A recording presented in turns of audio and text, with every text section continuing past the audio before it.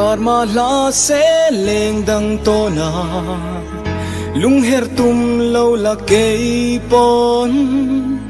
du lai itan rinom sel hi ka du khan ber alo ni reng si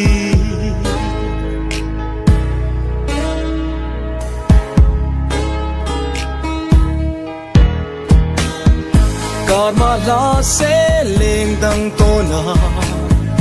lung her tum lo la kei pon du lai itan rinom sel hi ka du khan ber alo ni reng si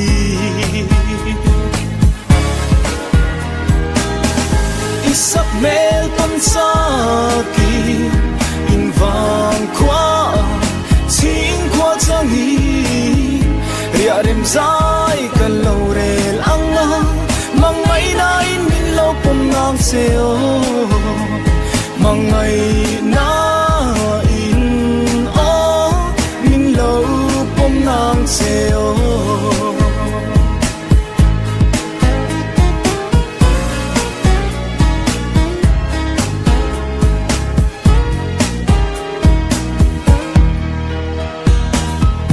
Kangai em sẽ thin lai lụa tu nang ai hian zam chin lo vi tlai khwa kan lo far le trina in ton le ni her chuak le thuai se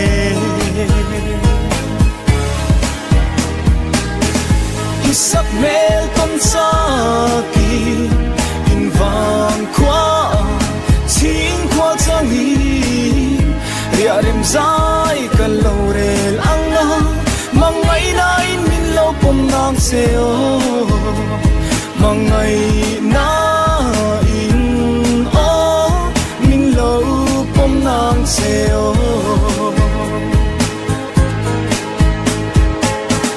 min lo ngak reng ang se du lai chaleng dang e to na vul tir lo la lung her lul su ang che ton le ni a her thuayang isap mel ton sa ki in vang kwa ching kwa changi ria rem zai ka lo rel anga mangai na in min lo pom nang seo mangai na in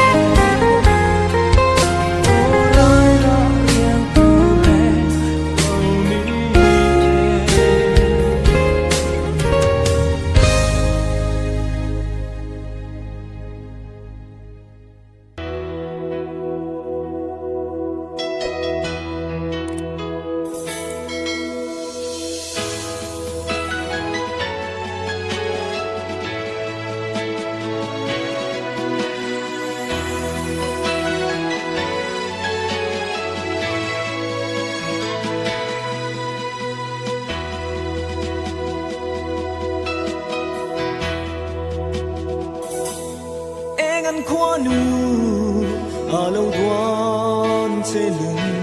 run quỳ sắc mê ra cả đêm thinh lại niềm tu cất trong xóa chế em đi lụa gió lâu đi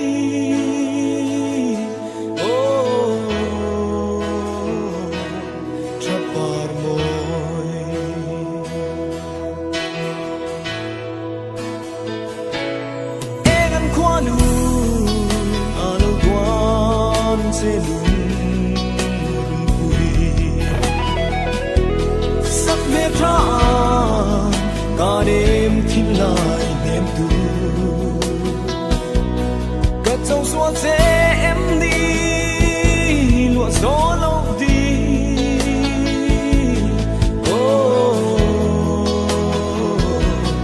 chắc qua môi gần khi ngắm lâu trăng灯về là yên liang mây tu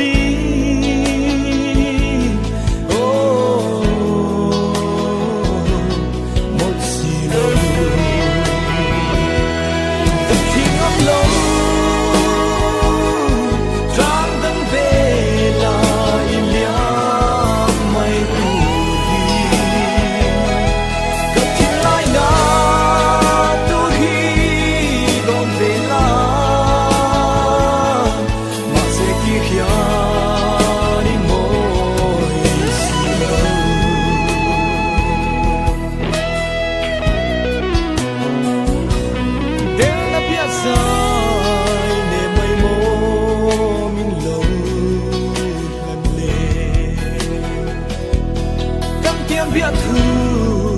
thì lại lui xì lâu em tin tua đắng ý mô nang ngái rê ngơ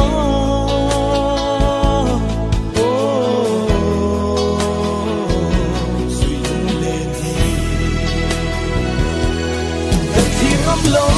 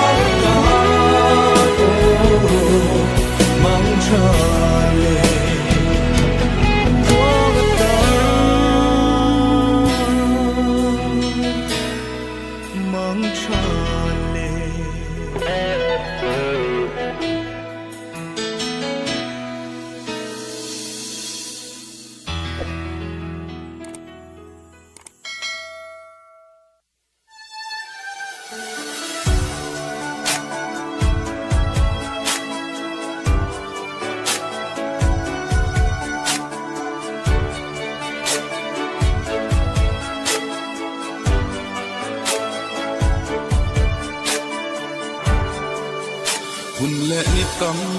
aliam tang nang len kan len lai hi ma se mo katin la yan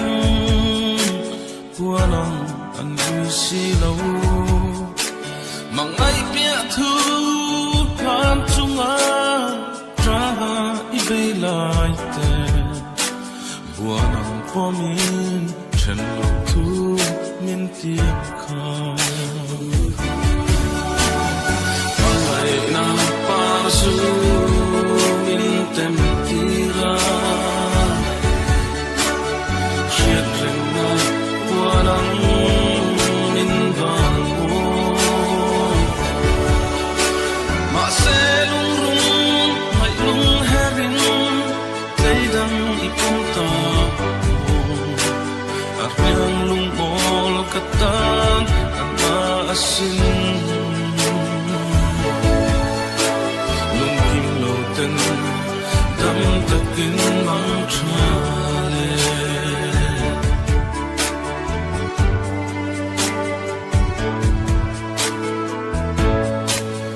kum pui su tam aveita nang ne kan him lai ni trên lâu thu cần tiêm sông khang riêng ăn ăn ta mô mà sẽ lung rung thiên la yam qua nắng ít thar lệ chi lên bằng trăng lung chim tên về mà ngày na pa su min tem tira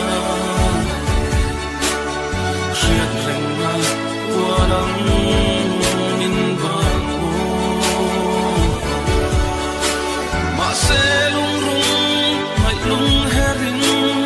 tay đắng ipum ta yang lung mol katan anta asin lung kim lo ten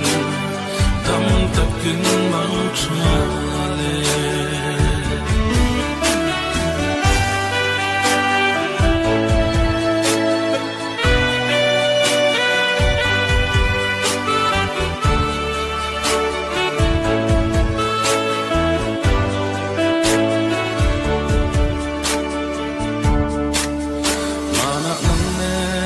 lung rua ten tiêm thu kan tin lan kha rin nom na kan tiêm to kha hayam tar theng po in ma se lung run tiêm thu di song te isuta ke song mi u katwaran ana